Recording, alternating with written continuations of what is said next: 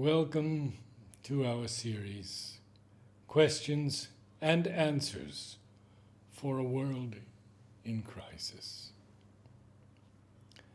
As you now know, this site is devoted to the most pressing questions and answers of the world today, especially those that concern our youth. There are more than 120 topics already, and we are receiving more from students and teachers, young professionals, and seekers. We invite your participation in sending us topics for consideration. Any we do not already have, we will gladly add to the list. You may write to me at narada12@gmail.com. Today we have another important topic, especially for those who are studying for exams. It is concentration. All of the answers given in this series are from Sri Aurobindo and the Mother in their voluminous works. We encourage you to read them. From the Mother, concentration on a precise goal is helpful to development. Concentration does not aim for any effect, but is simple and persistent. It is only when the person who concentrates puts a special will with a special relation into his concentration that it has an effect. The more we concentrate on the goal, the more it blossoms forth and becomes precise. This faculty of concentration belongs not only to the intellectual, but to all activities, and is obtained by the conscious control of the energies. It is well known that the value of a man is in proportion to his capacity of concentrated attention. The greater the concentration, the more exceptional is the result. To the extent that a perfect and unfailing concentrated attention sets the stamp of genius on what is produced. There can be genius in sports, as in any other human activity. There are all kinds of different meditations. What people usually call meditation is, for example, choosing a subject or an idea and following its development or trying to understand what it means.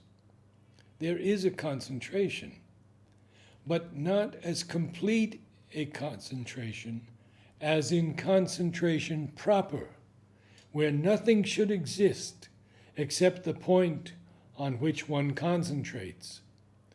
Meditation is a more relaxed movement, less tense than concentration. Now, there is the form of meditation which consists in a concentration on an idea and concentrating one's attention upon it to the extent that that alone exists. Then this is the equivalent of a concentration. But instead of being total, it is only mental. Total concentration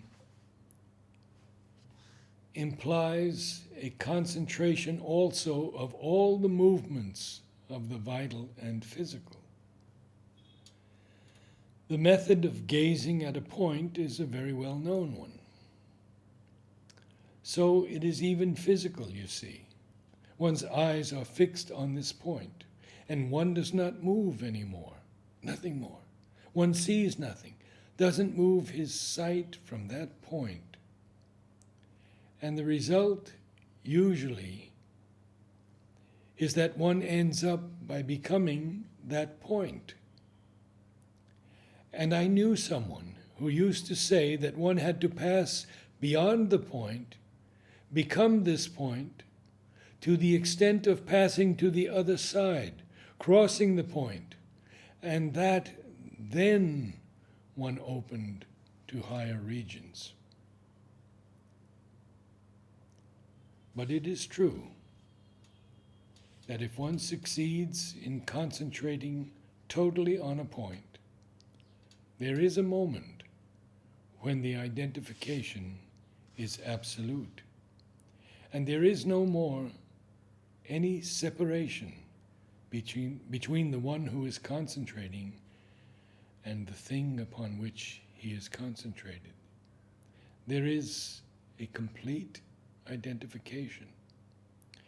One can't distinguish between himself and the point.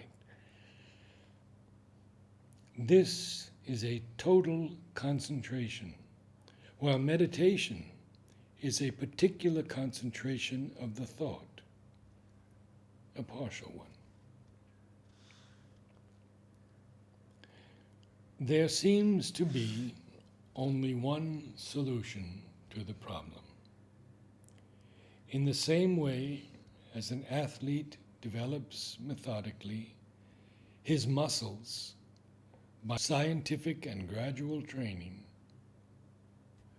the faculty of concentrated attention can be developed scientifically by a methodical training, developed in such a way that concentration is obtained at will and on whatever subject or activity is chosen.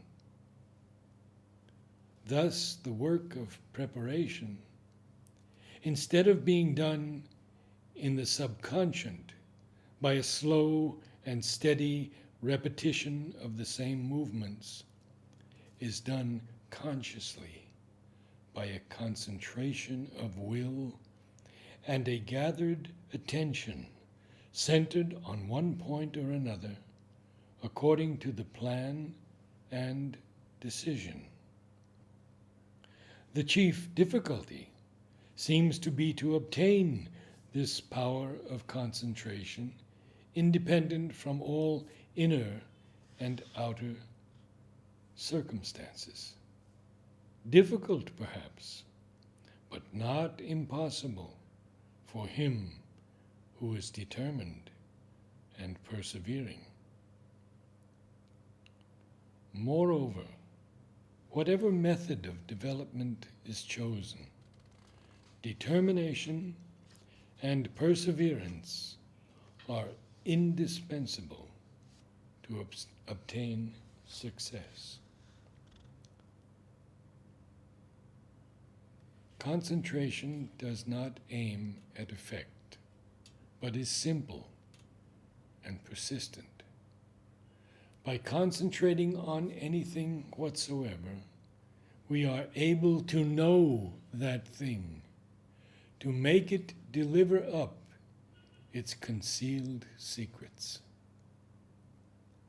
By concentration again, the whole will can be gathered up for the acquisition of that which is still ungrasped. By concentration of our whole being on one status of itself, we can become whatever we choose. From Sri Aurobindo: along with purity and as a help to bring it about, concentration. Purity and concentration are indeed two aspects, feminine and masculine, passive and active, of the same status of being. Purity is the condition in which concentration becomes entire, rightly effective, omnipotent. By concentration, purity does its works,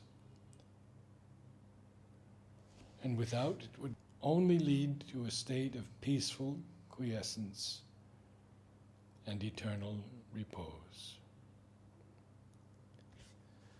By concentration on anything whatsoever, we are able to know that thing, to make it deliver up its concealed secrets.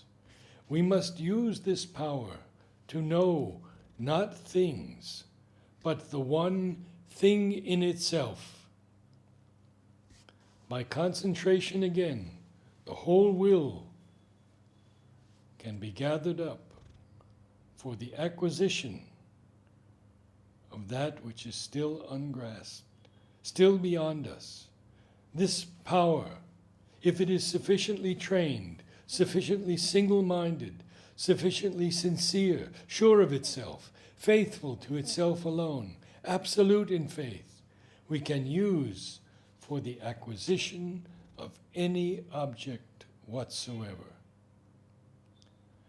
But we ought to use it not for the acquisition of the many objects which the world offers to us, but to grasp spiritually that one object worthy of pursuit, which is also the one subject worthy of knowledge.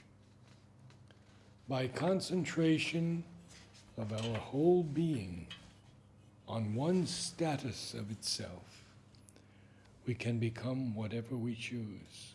We can become, for instance, even if we were before a mass of weaknesses and fears, a mass instead of strength and courage, or we can become all a great purity, holiness, and peace, or a single universal soul of love.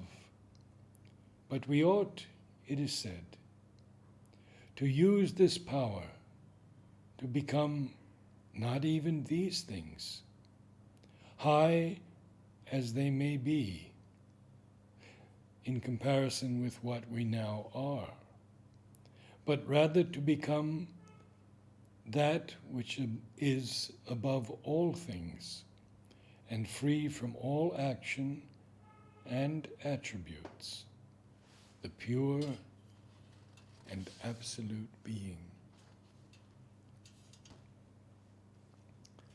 The first step in concentration must be always to accustom the discursive mind to a settled, unwavering pursuit of a single course of connected thought on a single subject.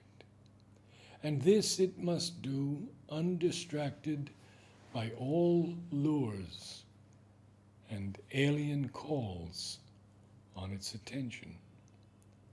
Such concentration is common enough in our ordinary life, but it becomes more difficult when we have to do it inwardly, without any outward object or action on which to keep the mind. Yet this inward concentration is what the seeker of knowledge must effect. Ordinarily, the consciousness is spread out everywhere, dispersed, running in this or that direction, after this subject and that object in multitude. When anything has to be done of a sustained nature, the first thing one does is to draw back all this dispersed consciousness and concentrate. It is then, if one looks closely, bound to be concentrated in one place and on one occupation, subject, or object, as when you are composing a poem or a botanist is studying a flower. The place is usually somewhere in the brain, if it is the thought, in the heart, if it is the feeling in which one is concentrated. The yogic concentration is simply an extension and intensification of the same thing. It may be on an object, as when one does tratak on a shining point. Then one has to concentrate so that one sees only that point and has no other thought than that. It may be on an idea or word or name, the idea of the divine, the word Om, the name Krishna, or a combination of idea and word or idea and name. But further in yoga, one also concentrates in a particular place. There is the famous rule of concentrating between the eyebrows, the center of the inner mind, of occult vision, of the will is there. What you do is to think firmly from there on whatever you make the object of your concentration, or else try to see the image of it from there. If you succeed in this, then after a time, you feel that your whole consciousness is centered there in that place. Of course, for the time being. After doing it for some time, and often, it becomes easy and normal.